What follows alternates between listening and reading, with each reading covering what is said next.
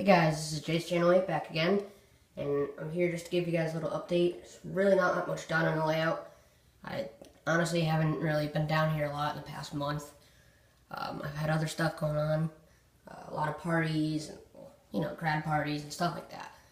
But anyway, pretty much the one thing I have done is, well, a few things I've done. Got some ballast down right here. It's nice and solid. I only did this track and this track. I still have to do the outer two, and ow, hit my elbow.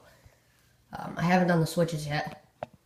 But I also tore up the center of the roads because when I painted them, the paint dipped in between the flangeways for the wheels, and it basically caused some derailment, some bumpiness. So what I'm going to do is I tore up the joint compound, which is what the roads are made of, and I'm going to replace it with plastic, so it's more of a, it's a better fit pretty much, and it won't cause derailments, because it was starting to bother me a lot, and I kept trying to have to go back and fix it and repaint it, and it was just a pain in the butt.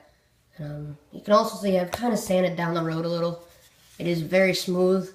I'm leaving the outside of the rails because it is really nice and flush, but I am going to replace these, as I just said, but that shouldn't be too hard. Just kind of probably get some balsa wood, cut it to shape, and paint it, and then it'll be a nice little fit in there. I'm also repainting the roads instead of black. Well, they weren't originally supposed to be black, but it's kind of how they turned out. They're supposed to be like a gray color, so I'm going to get some different paint for that.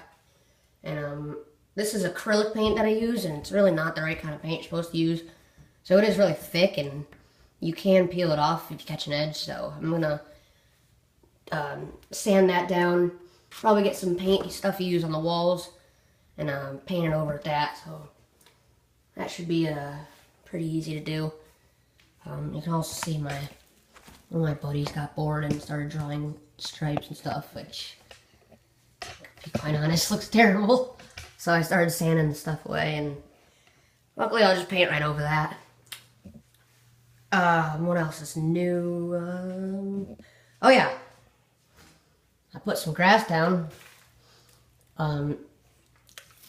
That situation right here, it's gonna be like a gravel. Ooh, I got really close to the camera. Sorry about that. It's gonna be like a gravel road, or not gravel, like dirt, and it's gonna be pretty much like a little industrial area. Have some trees back there, and just a little stowaway track. Nothing too fancy. What else did I do? Oh yeah, I don't know if I showed you, but it's been such a while, but I don't know if you've seen this, but I have this now. It's a New England Central GP38-2, and it came with black trucks. I removed them, and I painted them the correct color, which is silver, and it looks so much better than it did with the black trucks. I still have to get a non-dynamic braking system for this, because these locomotives don't have dynamic brakes, so I'm going to have to get a little hatch for that and then paint it. I also have to get a plow for that. There's supposed to be a yellow plow in the front, and I may or may not add ditch lights, I'm not sure. It's a Bachmann model, so I don't know if I'm going to go too crazy with it, because, I don't know if it's really worth it. But it is really crisp looking engine the way it is right now. Anyway, I also have, well, this ballast isn't down yet. It's still loose. But I tried to ballast this area. I wasn't getting it like the way I wanted it to be. So I haven't secured it yet. And I did do the ballast over there, and the dark ballast looks good. But I did take a long time to do this. I mean, you can see it's nearly perfect. There's really nothing on the ties, I should say. No, but that took me like a good 2 hours just to do this small section. So it just really shows how careful you have to be. And that's not even drying time. The glue takes a good day to dry. Oh, at least overnight. What else is new? Oh yeah, I'm not sure if I mentioned it in my last video, but I think I did. I mentioned, I think, that my grade crossing was having difficulties, and it's because my GCP was acting up. The transistors that make the lights flash, they were faulty, so I sent it in to get replaced under warranty, and I got it back. It worked for about 10 seconds, and then boom, stopped working. And I will show you what happens when I plug it in. And no, it doesn't catch fire or anything. So basically, I have hooked up to one of my NJ International crossing gates. I'm trying to get it to focus better. Alright, you can see that the left side, now the right side, it always stays on, and only the left or right side is flashing.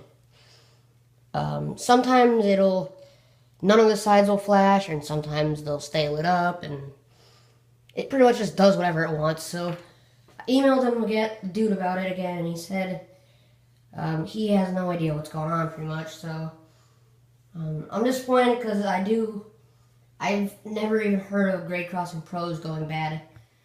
Because I mean, all the videos I've seen on YouTube, they all look amazing. They all function properly.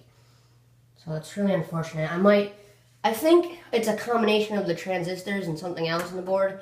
So I might just buy a whole new one and not try to get this one replaced again, because I don't know, he only replaced one part, and it very well could be more than one part. So I'm not too worried about it, because they're only like $38 for a new one, which isn't bad. But still, you know, more money I have to spend. And I'm only 16, and currently don't have a job. Soon I might be working for my dad. He's an electrician, but I might just do some office work for him. So my income is very low. Pretty much all I get is birthday money, which birthday's in December, so that doesn't really apply to now. Christmas money and Christmas gifts, that's all I get, and anything else I'll get throughout the year is probably like $20 or something like that for watching my cousin's dog or watching my cousin.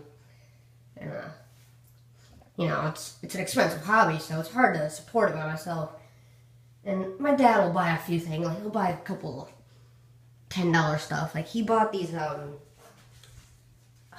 they? Right here. Not those.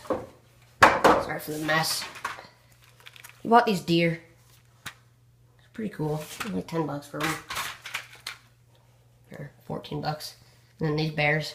Because we're from New England, so you see a lot of deer and bears around here.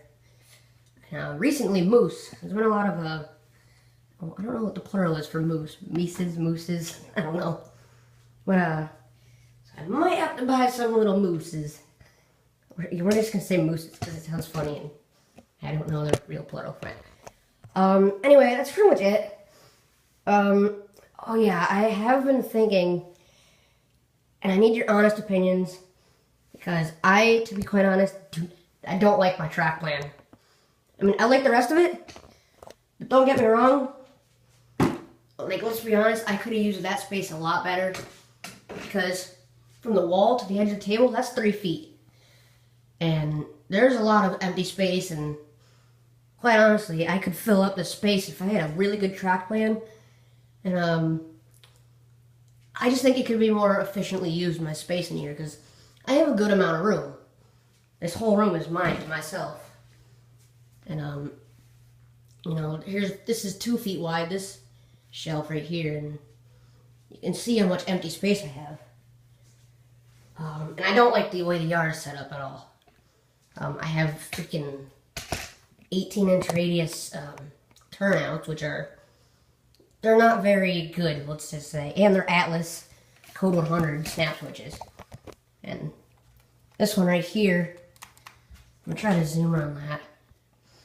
You can see this rail is loose, and every time a train goes over, it derails.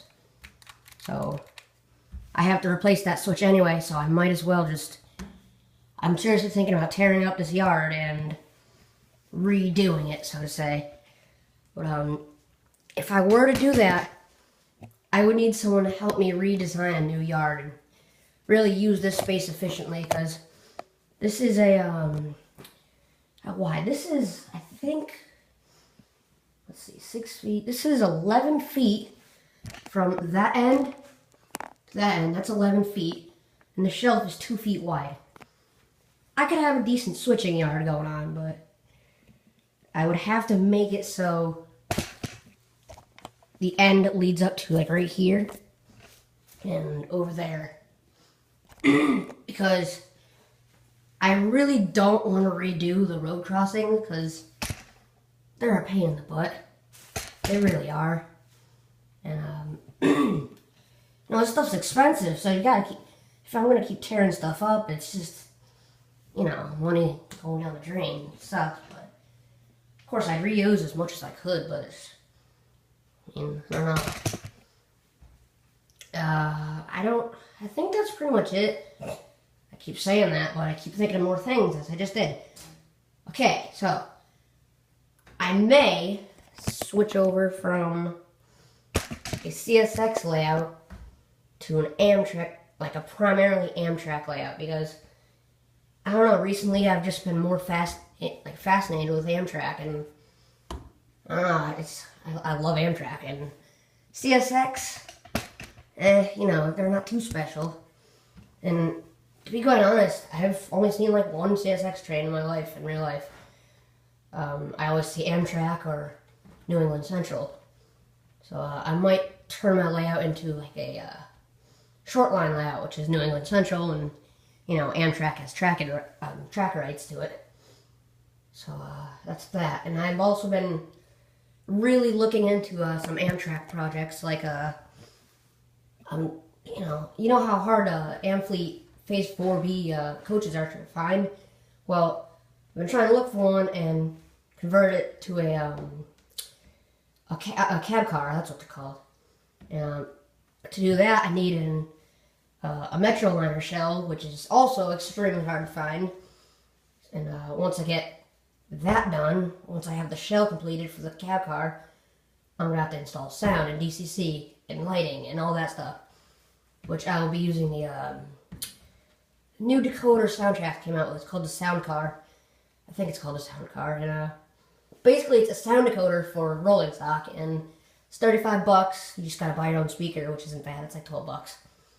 And pretty much what it does, it gives you like the clickety-clack of the wheels, coupler clashes, and all that good stuff. Horn, bell.